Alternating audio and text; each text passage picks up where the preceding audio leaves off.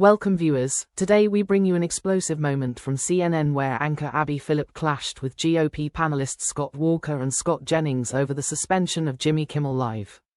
The fiery debate centered on whether Kimmel's removal came from business decisions or political pressure, especially involving the FCC and the Trump administration.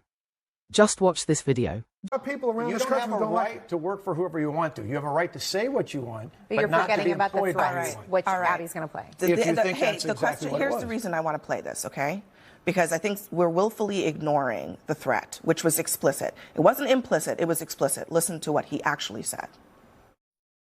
They have a license granted by us at the FCC, and that comes with it an obligation to operate in the public interest. And we can get into some ways that we've been trying to reinvigorate the public interest and some changes that we've seen. But frankly, when you see stuff like this, I mean, look, we can do this the easy way or the hard way. These companies can find ways to change conduct, to take action, frankly, on Kimmel, or, there's going to be additional work for the FCC ahead.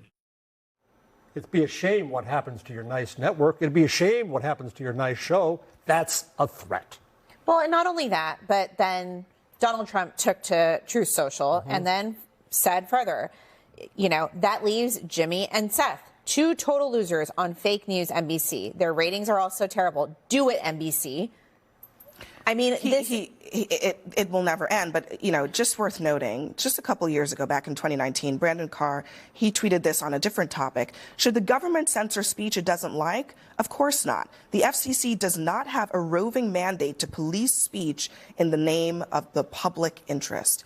And yet, he is doing exactly that today. Where does this end? Where does this end in your mind? You are fully comfortable with the government saying, if you don't do this, if you don't get this person off the air who said something that was wrong or that you did not like, we are going to drop the hammer on you. No, you're good with that? No, I didn't like it when the Biden administration worked with big tech during COVID. Then why and are said, you defending it? I'm not defending this. I'm saying right now, if ABC comes out and says we were forced to do this, we don't want to do this, I think this is part of a larger business decision on their part that goes back to what Scott said before about their feelings. ABC. This is a failing industry in terms of late night television. I get it. Listen, this is their excuse. This linear is their television, reason. failing industry. The whole world understands that. But Nexstar has a very clear financial interest in not getting on the wrong side of that guy whose clip we just played. Right? You don't see the problem with that? And I think right now they're looking at the larger business circumstance, and they're hoping that people like you and others would point that direction instead of focusing on you their at least see an ethical consideration for Carr, a conflict of interest for Carr, some sense of his position as a government official to make that kind of threat? Since when is the FCC an attack dog for any political party? Well, it has been against Howard Stern. It has been against others in the past, which I also object to. There is a slice out of our First Amendment for broadcast, which I think is wrong. And it's based on wrong decisions years and years ago about precious airwaves and about going into the home and so on and so forth. If we believe in the First Amendment, we believe in the First Amendment. And now we have this fascinating thing happening on the right where you have Ted Cruz defending hate speech because he doesn't want his speech taken off.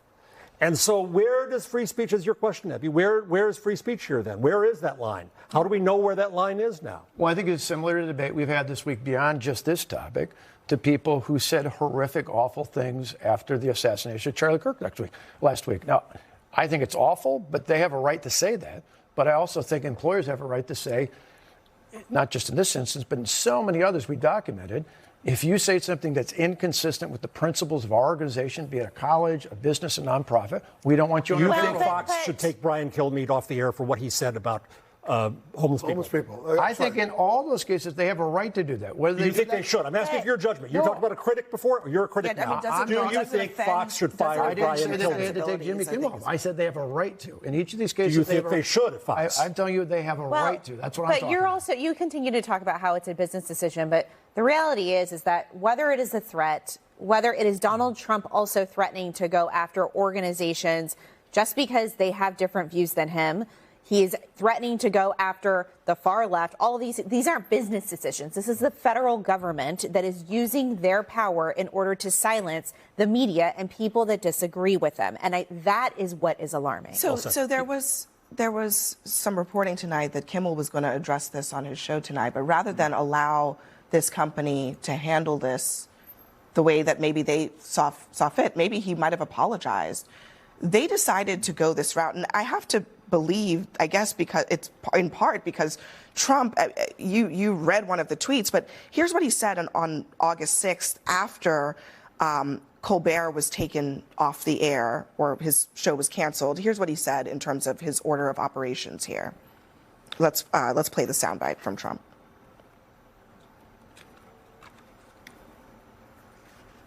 Fallon has no talent. Kimmel has no talent. They're next. They're going to be going. I hear they're going to be going. I don't know, but I would imagine because they get, Colbert has better ratings than Kimmel or Fallon. Okay, let's just take a moment and let's pretend that Donald Trump is not the president. Let's pretend that it's somebody else.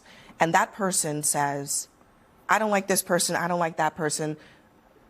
They're going to be gone next because I want them gone. I think the question that we have to ask ourselves in this moment is if you took the partisanship out of it right now, would you be comfortable with a president of the United States saying to any private corporation, television network, cable broadcast, that this is how they have to program their TV in terms of who is on and who is not? I don't have a problem with the president expressing an opinion about people who express opinions about him. And regarding Kimmel, whether he was going to address it or not, I read that he was going to address it, but that he wasn't going to apologize, which I am sure was going to make Sinclair and Nexstar go crazy. But what about Trump using the government to enforce it? Because it's not just his words. He is also using the government to enforce his words. Well, it is your opinion that they were threatening them. It is my opinion that they had a larger decision to make regarding their business interests. Twice now. It is not my opinion that Brendan Carr said, you can either do this or I will do that. That's what he said. That's not my opinion. That's a fact.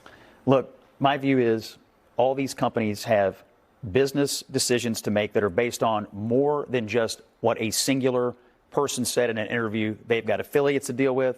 They've got advertisers to deal with. I promise so why you not let them deal that with when it? Jimmy Why Kimmel do you does have what to he bring does. the FCC into it? Well, look, he gave an interview. I can't tell you that if I were the head of the FCC, I would have given that interview. It sounded a little over the top to me, but I still believe that what's going on here has more to do with their business than it does with the government. Then why won't you guys denounce it? That's the thing. Why won't you say what the FCC, what they did is wrong? I mean, I think that's the problem. It was a threat from the administration, and I understand the business dealing 100%. Just like the first ABC settlement, I truly believe that they were looking at it. It was a business deal. It was a business decision there, and that's why they moved forward with that. But when it comes to an actual threat from the federal government, that's wrong. It is wrong for our government to threaten these organizations when they have the power to approve mergers. Jimmy Kimmel's monologue ignited the firestorm when he accused the MAGA gang of twisting the narrative around Charlie Kirk's death, claiming they tried to distance themselves from the alleged killer while exploiting the tragedy for political gain. The backlash was swift. Conservative media voices lashed out, and FCC Chairman Brendan Carr openly pressured ABC, which soon suspended Jimmy Kimmel Live indefinitely. On CNN, Abby Phillip pressed GOP panelists on whether they truly supported free speech, pointing out that government pressure combined with FCC threats represented a clear challenge to First Amendment rights. Walker and Jennings, however, insisted that ABC's decision was purely a business matter tied to its parent company Nexstar. Phillip pushed back, highlighting the suspicious timing. ABC pulled Kimmel within 24 hours of Carr's demand, while its affiliates awaited FCC approval for key business deals, suggesting coercion was at play. The clash quickly expanded into a larger debate about media independence, political influence, and whether government interference in broadcasting can ever be justified.